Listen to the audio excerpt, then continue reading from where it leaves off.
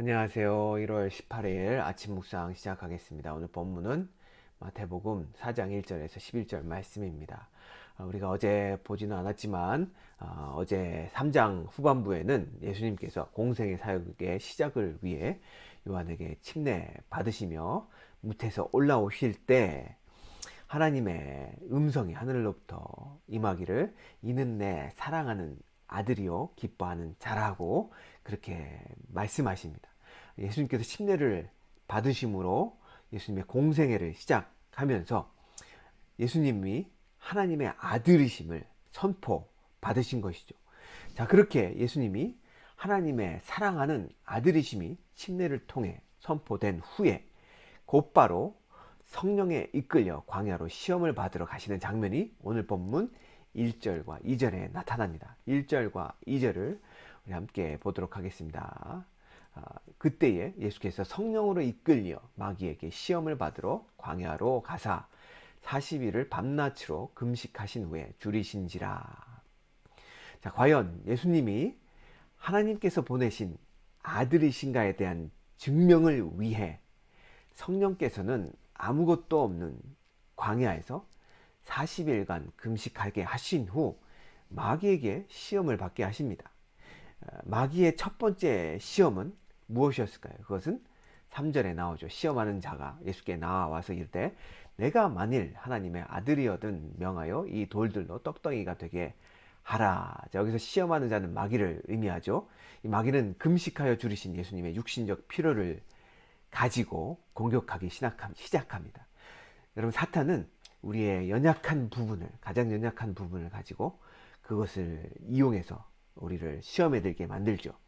또한 사단은 사람의 또 가장 강한 부분도 시험에 들게 만듭니다. 왜냐하면 그 강한 부분을 가지고 사람들은 교만해지기 쉽기 때문입니다. 첫 번째 시험은 무엇이었죠? 그것은 돌들로 떡덩이가 되게 하라는 것이었습니다. 오병이어로 5,000명을 먹이신 예수님께는 돌덩이도 떡덩이로 만드실 수 있는 능력이 있으셨죠. 그러나 이 시험은 예수님의 능력에 대한 시험이 아니었습니다. 이 시험은 예수님과 하나님과의 관계에 대한 시험이었습니다. 마귀는 돌들로 떡덩이가 되게 하라는 말 앞에 어떤 말을 넣었죠? 내가 만일 하나님의 아들이거든 이라는 표현을 사용합니다. 여기서 만일이라는 표현은 의심의 의미로 사용된 것이 아닙니다. 마귀는 예수님이 하나님의 아들이심을 알고 있었습니다. 하나님이신 예수님은 100% 인간이셨죠. 곧 40일 동안 굶주리셨기 때문에 먹을 것에 대한 강한 갈망이 예수님께 분명히 있었을 것입니다. 그러한 예수님께 마귀는 예수님 자신의 인간적인 필요를 채우기 위해 하나님의 아들이라는 특별한 지위를 자기 마음대로 사용하라고 유혹하고 있는 것이죠. 예수님은 그러한 마귀의 유혹에 넘어가지 않으십니다. 그리고 4절 말씀을 통해서 이렇게 거절하시죠. 4절을 읽겠습니다. 예수께서 대답하여 이르시되 기록되었을 때 사람이 떡으로만 살 것이 아니요 하나님의 입으로부터 나오는 모든 말씀으로 살 것이라 하였느니라 하시니. 자, 예수님은 자기 마음대로 행동하라는, 자기의 하나님의 아들이라는 권위를 가지고 마음대로 행동하라는 마귀의 시험에 나는 하나님 아버지의 뜻대로만, 성령의 뜻대로만 행할 것이다 라는 말씀, 그 뜻대로만 살 것이다 라는 선포의 말씀을 하고 계신 거죠. 자, 마귀의 이 유혹의 말씀은 죄송합니다. 이 예수님이 마귀를 물리치시기 위해서 인용한 이 신명기 말씀 8장 2절부터 3절 말씀은 어떤 의미의 말씀입니까? 우리 한번 신명기 8장 2절에 3절 말씀을 볼 텐데요. 내 하나님 여호와께서 이 40년 동안에 내게 광야길을 걷게 하신 것을 기억하라. 이는 너를 낮추시며 너를 시험하사 내 마음이 어떠한지 그 명령을 지키는지 지키지 않는지 알려 하심이라. 너를 낮추시며 너를 줄이게 하시며 또 너도 알지 못하며 내 조상도 알지 못하던 만나를 내게 먹이신 것은 사람이 떡으로만 사는 것이 아니요 여호와 입에서 나오는 모든 말씀으로 사는 줄을 내가 알게 하려 하심이니라. 자, 신명기 우리가 지금 읽은 8장의 말씀은 여호와 하나님께서 이스라엘 민족을 왜 40년간 광야에서 지내게 하셨는지에 대한 이유를 설명하시는 장면이죠. 그것은 이스라엘 백성이 하나님의 말씀을 지켰는지 안 지켰는지 알고자 하셨다는 것입니다. 예수를 향한 마귀의 첫 시험은 똑같습니다.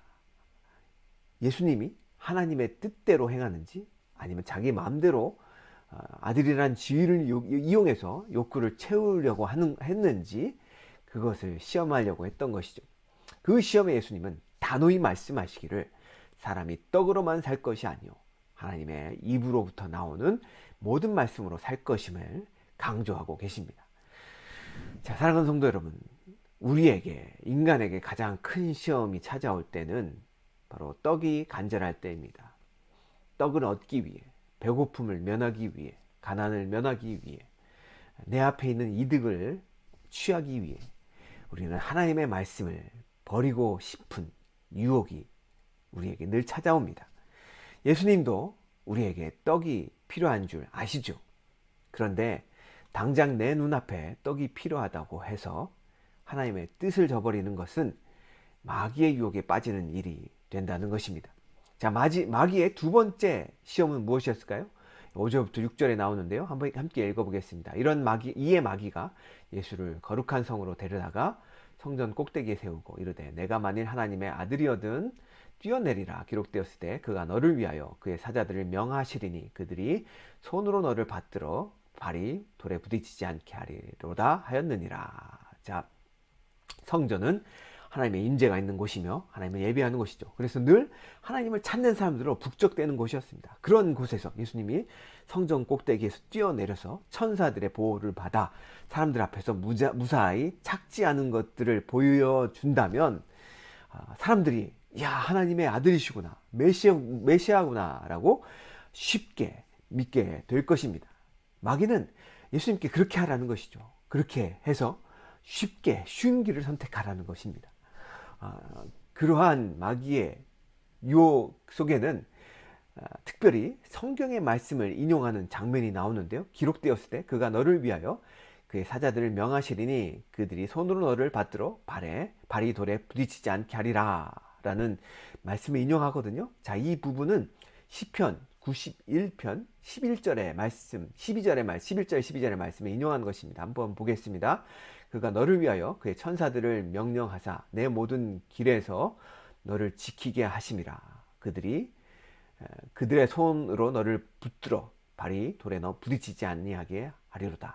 자, 이 말씀은 천사들이 우리가 길을 갈 때에 우리를 보호해 줄 것이다. 우리가 길에서 넘어져서 우리의 발이 돌에 부딪히지 않게 할 것이다 라는 표현이죠. 그런데 사단은 이 말씀을 자기의 입맛에 맞게 내 모든 길이라는 이 표현을 빼고 사용한 것이죠.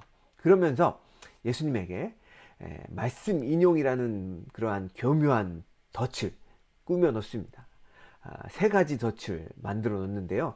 첫째는 말씀을 인용해서 자신의 말이 마치 하나님의 말씀인 것이냐 꾸며 놓고 예수님이 뛰어내리지 않으면 하나님의 말씀을 불신하는 것처럼 보이게 만들려고 하는 것이었고요. 둘째는 예수님께서 뛰어내렸는데도 만약에 천사가 보호하지 않으면 성경이 틀린 것이 될 것이고요. 마지막으로는 만약 예수님께서 뛰어내렸을 때 천사가 보호해서 무사히 착지한다면 하나님의 돌보심, 하나님의 능력을, 하나님의 아버지의 뜻을 아들이신 예수님께서 시험한 꼴이 돼버리니 어떤 선택을 한들 마귀 입장에서는 손해볼 것이 없다는 생각으로 그런 제안을 한 것 같습니다.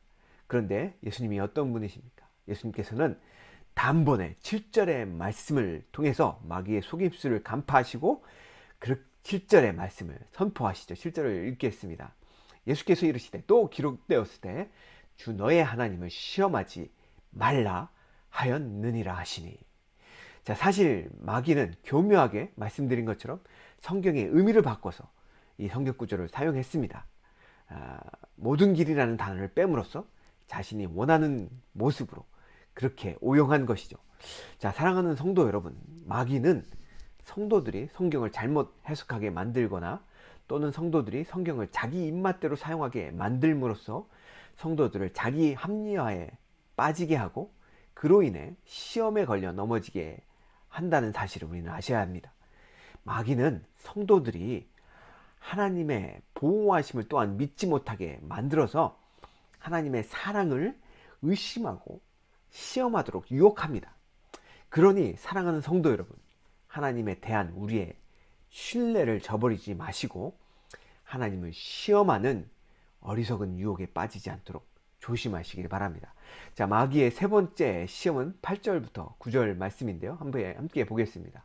마귀가 또 그를 데리고 지극히 높은 산으로 가서 천하 만국과 그 영광을 보여 이르되 만일 내게 엎드려 경배하면 이 모든 것을 내게 주리라. 자, 예수님에게 천하 만국의 영광을 보여주고 그것을 다 주겠다고 지금 마귀가 시험을 하고 있죠. 그런데 천하 만국이 과연 마귀의 것인가요? 이것은 하나님의 것이죠. 그런데 마귀가 이 천하 만국을 다스리는 인간을 유혹해서 자기의 수하로 삼아 버렸죠. 그러니 이 천하 만국이 마귀의 것이라고 해도 그게 그렇게 다 틀린 부분은 아닐 것입니다. 하지만 예수님은 이 마귀에게서 사람들을 찾아 하나님께로 인도하기 위해서 반드시 행하셔야 됐던 것, 그것은 십자가의 죽으심과 부활하심이었습니다. 그러할 때 예수님은 천하 만국의 사람들을 하나님께로 인도하는 천하 만국의 주인이 되실 수 있었던 것이죠. 자, 그런데 마귀는 지금 그러한 십자가의 대속의 죽음이라는 과정을 생략해 버리라는 것입니다. 자신이 이 모든 것을 주겠다는 것이죠. 그런데 한 가지 조건을 걸었습니다. 그것은 마귀 자신을 섬기라는 것이죠. 자, 마귀는 속이는 자입니다. 예수께 자기가 가지고 있는 모든 것을 주는 척 하지만 실제로는 자기의 모든 것을 예수님께 주고 예수를 자기의 수하로 만들려고 했다는 것이죠. 이 얼마나 어리석은 제안인가요? 그러한 마귀의 제안을 예수님은 당연히 간파하셨고 10절 말씀으로 마귀를 단호히 물리치십니다. 10절을 보겠습니다. 이에 예수께서 말씀하시되 사단아 물러가라 기록되었을 때 주 너의 하나님께 경배하고 다만 그를 섬기라 하였느니라. 자, 사랑하는 성도 여러분, 마치 세상이 우리에게 모든 것을 줄 것처럼 그렇게 다가온다면 여러분 그때에 의심하셔야 됩니다. 여러분들이 그것이 좋아서 그것을 덥석 물게 된다면 결국 우리는 세상의 노예가 될 것이기 때문이죠. 그러니 우리는 깨어서 늘 생각할 것이 우리가 섬길 유일한 분은 오직 하나님 한 분뿐임을 기억해야 된다는 것입니다. 결국 마귀는 예수를 떠나가고 천사들을 통해 예수님은 수종을 받게 되죠. 11절 말씀입니다. 이에 마귀는 예수를 떠나고 천사들이 나와서 수종드니라. 아멘. 자, 사랑하는 성도 여러분, 시험을 이기신 예수님의 세 가지 말씀을 기억하시길 바랍니다. 자, 우리는 떡으로만 살지 않습니다. 하나님의 뜻대로 사는 자들입니다. 또한 우리는 하나님과의 사랑의 관계를 의심하지 않습니다. 그러니 어리석게 하나님을 의심하거나 시험하지도 않습니다. 우리는 세상의 유혹을 덥석받아 세상의 노예가 되지 않습니다. 우리가 섬길 분은 오직 하나님 한 분뿐이십니다. 오늘도 이 세 가지 진리를 기억하시면서 승리하시는 우리 귀한 성도님들이 되시길 주님의 이름으로 축원합니다. 기도하시겠습니다. 주님, 주님의 말씀으로 우리를 두르지 않으시면 우리는 유혹에 넘어지고 쓰러지고 마는 인생들입니다. 우리 연약함을 아시는 주님, 늘 말씀으로 우리의 마음을 먹이시고 보호하시고 하나님의 사랑을 의심케 만드는 사단의 불화살을 믿음의 방패로 소멸하게 하시고 세상이 주는 편리와 호혜로 인해 하나님을 섬기는 일을 멀리하지 않도록 날마다 마귀의 시험에서 우리를 건져 주시옵소서. 예수님의 이름으로 간절히 기도합나이다. 아멘.